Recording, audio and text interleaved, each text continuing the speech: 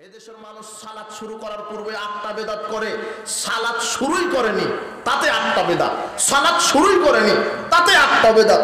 দেখেন, সালাতে দাঁড়ানোর পূর্বেই মুখে আরবিতে নিয়ত বলে দিল, নাওয়াইতু আন উসাল্লি লিল্লাহি তাআলা ফি যুহরি আরবা রাকা ফিল আসর আরবা রাকা, এইভাবে নিয়ত মুখে বলে না? বলে। এই যে মুখে যে আরবিতে নিয়ত বললেন, এটা কোনো পৃথিবীতে কোনো হাদিসের কিতাবে জাল সনদে এই নিয়তটা লেখা হয়নি, অথচ আপনি বলে দিলেন। সালাত শুরুই করেননি, শুধু নিয়তেই ভেজাল। নিয়তটা যে তৈরি করলেন এটা জাল, মানুষের তৈরি করা, শয়তানের তৈরি করা। আপনি জায়নামাজ বিছিয়ে জায়নামাজে সালাত আদায় করেন, এটা নিষেধ নয়, কিন্তু জায়নামাজের দোয়া আপনি কেন বললেন? ইন্নী ওয়াজজাহতু ওয়াজহিয়া লিল্লাযী ফাতারাস সামাওয়াতি ওয়াল আরদি হানিফা ওয়া মা আনা মিনাল মুশরিকিন। আর এটা কোরআন মাজিদের আয়াত। আপনি জায়নামাজের দোয়া বলে কেন এটা পড়লেন? রাসূল সাল্লাল্লাহু আলাইহি ওয়াসাল্লাম পড়তে বলেননি, সাহাবায়ে কেরাম থেকে প্রমাণিত নয়। আপনি মাটি দেওয়ার সময়তে বলছেন মিনহা খালাকনাকুম, মানুষকে মাটি দেওয়ার সময়তে, কবরস্থানে মাটি দেওয়ার সময়তে বলছেন মিনহা খালাকনাকুম ফিহা নুঈদুকুম মিনহা নুখরিজুকুম তারাতান উখরা। হুজুর বলছে কেন বলা যাবে না? এটা তো কোরআন মাজিদের আয়াত, বলা যাবে না। কোরআনের আয়াত হোক, যেই হোক, কোরআনের আয়াত হলে হবে কি? রাসূল সাল্লাল্লাহু আলাইহি ওয়াসাল্লাম এটা বলতে বলেননি, কাজেই বলা যাবে না। রাসূল সাল্লাল্লাহু আলাইহি ওয়াসাল্লাম জায়নামাজের দোয়া বলে কোনো দোয়া তার উম্মতকে শিখিয়ে যাননি, কাজেই জায়নামাজের দোয়া বলে এটাই মিথ্যা কথা। জায়নামাজের দোয়া বলে শরীয়তে কোনো দোয়া নেই। আপনি 1 নম্বর মুখে নিয়ত যেটা বললেন আরবিতে সেটা বেদাত। জায়নামাজের দোয়া বলে কোনো দোয়া নেই, যেটা আপনি বললেন এটা বেদাত। জায়নামাজের দোয়া বলে কোনো দোয়া নেই। আপনি কদ কামাতিস সালাহ আকামাল্লাহু আদামাহা, এটাই জয় বললেন, এটা বলা বেদাত। রাসূল সাল্লাল্লাহু আলাইহি ওয়াসাল্লাম বলতে বলেননি।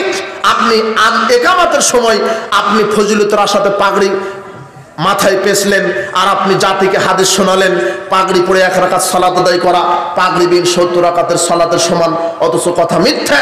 পাগড়ি পরেন না পরেন, টুপি পরেন না পরেন, টুপি পরে সালাত আদায় করলে যত নেকি, খালি মাথাতে সালাত আদায় করলে তত নেকি।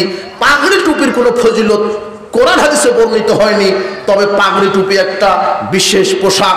সাহাবীগণ রাসূল সাল্লাল্লাহু আলাইহি ওয়াসাল্লাম কোনোদিন খালি মাথায় সালাত আদায় করেনি, তাই আমরা তার উম্মত হিসেবে, রাসূল সাল্লাল্লাহু আলাইহি ওয়াসাল্লামের উম্মত হিসেবে আমরা টুপি পরে হোক পাগড়ি পরে হোক সালাত আদায় করব, খালি মাথায় করব না। তবে টুপি পাগড়ির কোনো ফজিলত নাই, কথা বুঝেছেন? কিন্তু সমাজে বলছে হুজুর সাহেব পাগড়ি পরে সালাত আদায় করলে 70 গুণ নেকি হয়। এই হাদিস জাল, এই বর্ণনাটাই জাল। আপনি এইভাবে শুধু ইকামতের সময় 22 হাতের পাগড়ি মাথায় পেছলেন, অন্য জাল, এটা হলো বিদআত। এরপরে কি বলছেন? আশহাদু আন্না মুহাম্মাদ রাসূলুল্লাহ। এর জবাবে সাল্লাল্লাহু আলাইহি সাল্লাম বলছেন এটা বলা বিদআত। কেন? রাসূল বলছেন ফায়াকুলু মিসলা মায়াকুলু মুয়াজ্জিন, তোমরা অতটুকুন বলো মুয়াজ্জিন যেটা বলো। ফাকুলু মিসলা মায়াকুলু মুয়াজ্জিন, তোমরা অতটুকুন বলো যতটুকুন মুয়াজ্জিন বলেছেন। আজান একামতে যা বলছে মুয়াজ্জিন অনুরূপ বলতে হবে। হাইয়া আলাস সালাহ হাইয়া আলাল ফালাহ ব্যতীত। হাইয়া আলাস সালাহ হাইয়া আলাল ফালাহ ওই সময় কি বলবেন? লা হাওলা ওয়ালা কুওয়াতা ইল্লা বিল্লাহ। আস-সালাতু খায়রুম মিনান নাওম, এর জবাবেও বলতে হবে আস-সালাতু খায়রুম মিনান নাওম, এটাই বলতে হবে।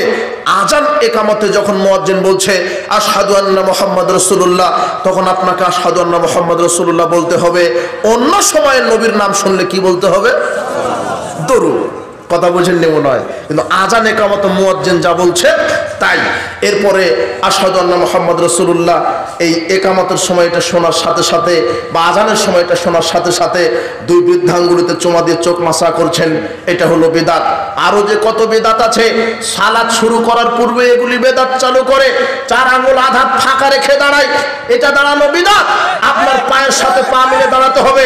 রাসূল সাল্লাল্লাহু আলাইহি ওয়াসাল্লাম বলছেন আকিমু সুফুফাকুম, পৃথিবীর মানুষ তোমরা কাতারে যখন দাঁড়াবে কাতার সোজা করে নাও।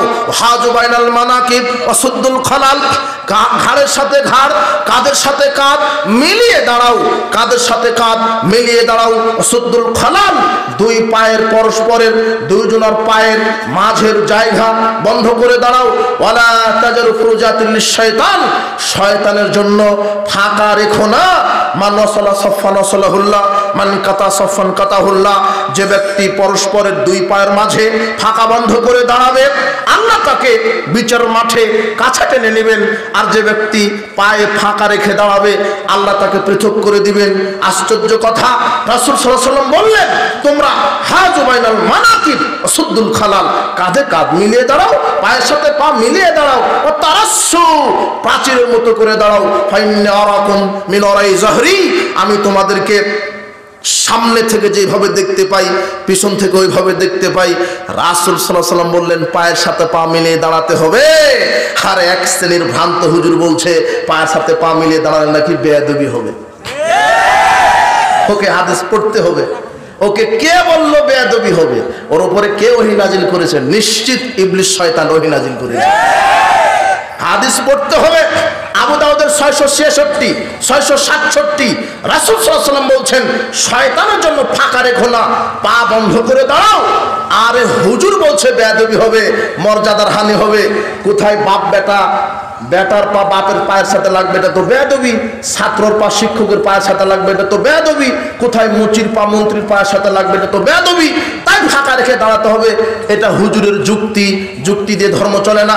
হুজুর মনে করেছে এখানে মুচি ম্যাথরের কোনো, এখানে মুচি আর মন্ত্রীর কোনো পরিচয় আছে, ছাত্র শিক্ষকের মনে হয় পরিচয় আছে, বাপ ছেলের মনে হয় পরিচয় আছে। জি না, এখানে সালাতের কাতার, এখানে মুচি মন্ত্রী মিনিস্টার এমপি মন্ত্রী ম্যাথর সবাই আল্লাহর চাকর। ওখানে কেউ মন্ত্রী মুচি নাই, সবাই এখন কে কি হয়ে গেছে? আল্লাহ চাকর। ওখানে বাপ বেটার পরিচয় নাই। সালাতের কাতারে কোনো এমপি মন্ত্রীর পরিচয় নাই। মুচিরও যেই দাম, মন্ত্রীরও যে ওই দাম আল্লাহর কাছে। কথা বুঝে নিব না, বরং মুচির মর্যাদা আল্লাহর কাছে বেশি হতে পারে যদি মন্ত্রীর চাইতে মুচি আল্লাহকে বেশি ভয় করে থাকে। ইন্না আকরামাকুম ইনদাল্লাহি আতকাকুম, আল্লাহ বলছেন তোমাদের মধ্যে আমার কাছে ওই ব্যক্তি সম্মানী যে সবচেয়ে আমাকে বেশি ভয় করে। কথা বুঝেন নেব না, সবচেয়ে যে আল্লাহকে বেশি ভয় করে। শোনেন, হুজুর বলছে বেয়াদবি হবে, আহা হুজুর বলছে বেয়াদবি হবে, মর্যাদার হানি হবে।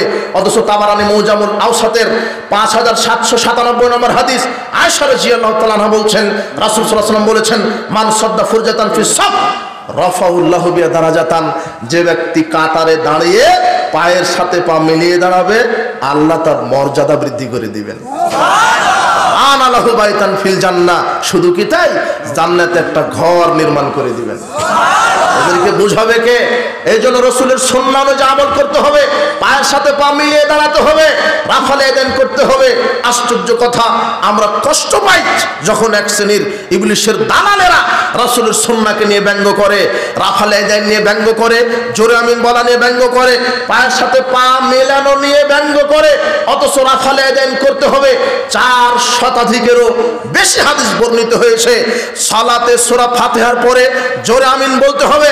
রাসূল সাল্লাল্লাহু আলাইহি ওয়াসাল্লাম বলছেন, ইজাম্মানাল ইমাম ফাআমিনু, ইমাম যখন আমিন বলে তোমরা আমিন বলো।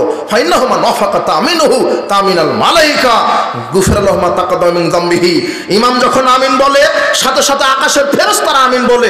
কাজেই মুক্তাদি যারা তোমরাও আমিন বলো, ইমামের আমিন, ফেরেশতাদের আমিন, তোমাদের আমিন, 3 জনের আমিন যদি একসাথে হয়ে যায়, আল্লাহ তোমাদের বিগত সব পাপ ক্ষমা করে দিবেন। এই হাদিসের বুঝ আল্লাহ আপনাদেরকে দান করুন, বেদাতীদেরকে দান করুন। আরে আল্লাহ রাসূল সাল্লাল্লাহু আলাইহি ওয়াসাল্লাম বলছেন যে ইমাম যখন আমিন বলবে তখন তোমরা আমিন বলো। তো ইমাম যদি চুপে চুপে বলে, মুক্তাদিরা বুঝবে কখন, বলবে কখন? তার মানে ইমাম জোরেই বলে।